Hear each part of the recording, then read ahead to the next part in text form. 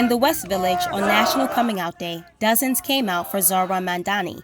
In support of the New York mayoral candidate in LGBT rights, organizers of Gays for Zohran held a special event to rally behind the candidate who they say have their best interest. Zohran's one of the first candidates where I felt like I didn't have to compromise on any of my values, where I felt like he was truly fighting to serve and protect the LGBTQ community and talk about issues such as trans healthcare, protecting queer immigrants from ICE, and issues that might be taboo to talk about in today's political climate. It's an honor to be here on National Coming Out Day to stand up and say, as was just echoed before, that it's not enough to have pride just in 1 month of the year.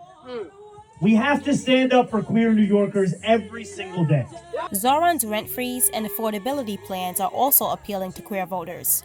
For many queer artists and city nightlife workers, voting for Zohran means securing their home within this city. I've seen over the years how stretched my dollar is getting every year, and drag performers are already working on a very thin budget.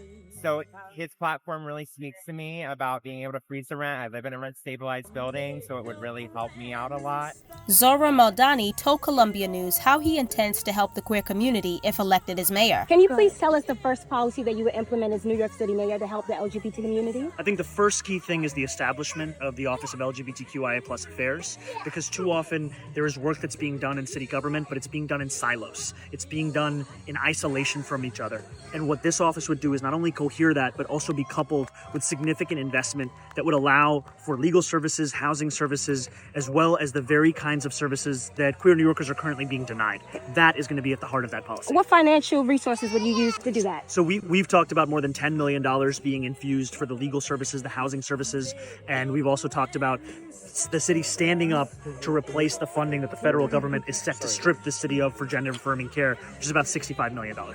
It's my hope that Zohran will, with our help and with the help of others, make this city the glorious place that it always has been for everybody. Alisha for Columbia News.